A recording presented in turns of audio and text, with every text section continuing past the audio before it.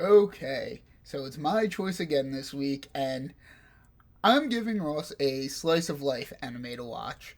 Now, a slice of life anime, for those who don't know, is an anime that's supposed to kind of just take place in the real world, and it's just following the daily lives of the characters. And it's really, characters are what really drives it more than action or spectacle or anything like that. Or even story, though story is usually an important aspect of it. So, I'm making Ross watch Kotaro Lives Alone.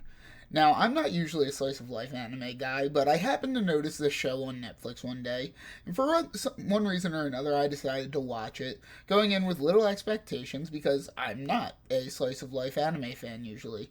But I fell in love with this show. I just adore it. The characters are amazing. I love Kotaro, the titular character, and really just through and through it hits really good comedy beats, and oh my god, the emotional beats are something else. Now, I wasn't sure how Ross was going to react to it when I first gave it to him. I happen to know that he's already finished the show as of recording this, so guess we'll see. I did give him 4 episodes to watch, and he watched all 10, so he was at least intrigued enough to finish it, and didn't hate it so much that he stopped at the required 4. So, gotta see what he has to say about it, though. Now, the basic premise of this show is Kotaro, our titular character, is a 4-year-old who moves into a new apartment building. Now, Kotaro lives alone, as the title says, so he's a 4-year-old who is renting an apartment on his own. So, first of all, you get one thing you have to look at going into the show is if you're coming in from a kind of a Western Americanized perspective, there are going to be some aspects of life that you probably don't get. Now, I know this show is exaggeratory in a lot of its aspects of life, but there are concepts that are very much part of Japanese culture that American culture hasn't really dealt with as much. So, that's one thing people tend to have questions about when they go into the show.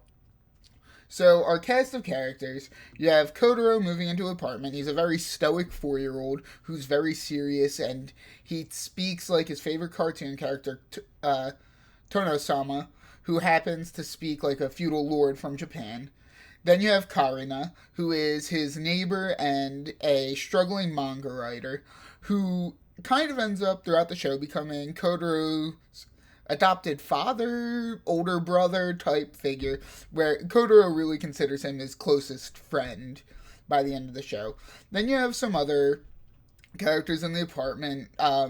You have, and they all kind of end up taking turns to really adopt Kotaro and try to make his life as normal as possible, despite the fact that his parents aren't around. Now, I won't spoil what happened to his parents or what his parents are like or anything like that, because I really encourage anyone to go watch the show. It's 10 episodes, like 20 minutes each, and the episodes are even split into 2 to 3 segments, so it's a really fast watch. I watched it in one night when I ended up watching it.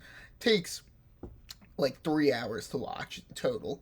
And I cannot wait for season 2 because there are a lot of questions left unanswered. But you get a lot of heartwarming scenes, like all the people at the apartment and all the friends Kotaro meets along the way, volunteering to help put on a school festival for his kindergarten.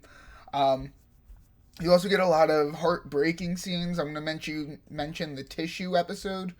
Now, I'm not going to go really into detail, but if you end up watching the show, you'll know what I mean when I say the tissue episode, because it is damn heartbreaking. Like, nearly brought me to tears. It is a very sad episode.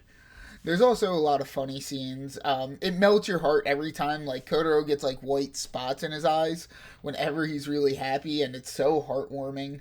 There's also a lot of funny scenes, like, Kotaro ends up staying with one of the women neighbors because he's having nightmares and she thought it might help him to stay with her.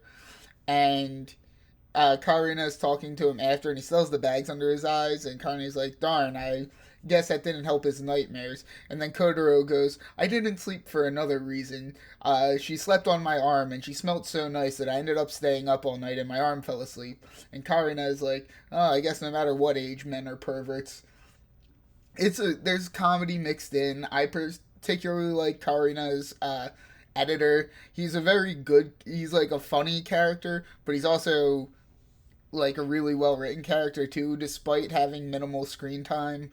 There's also a Yakuza looking guy who lives in the building, and he is like obsessed with Kotaro because you find out that allegedly his son doesn't want to see him, whatever, and he's kind of using Kotaro as a replacement. And Kotaro realizes that very early, and their relationship's funny because he's always trying to hug Kotaro, and Kotaro carries around a toy sword that he always hits him in the neck with whenever he tries to hug him, and it's very, very funny. He hits him in the face, he hits him in the neck. One episode he hits him in the nuts, and that's hilarious.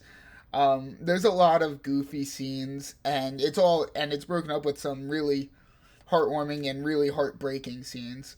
In terms of emotional output, the show is off the charts. I loved it. I really recommend it, and I'm kind of curious how Ross's review is going to go because there's also a lot of kind of crazy stuff that happens in it, and I think Ross is going to find it very interesting, though I'm kind of surprised how much he took to a slice of life anime. Alright, so next time you see me, I will be reacting to whatever Ross picks for me. So I'll see you guys next week.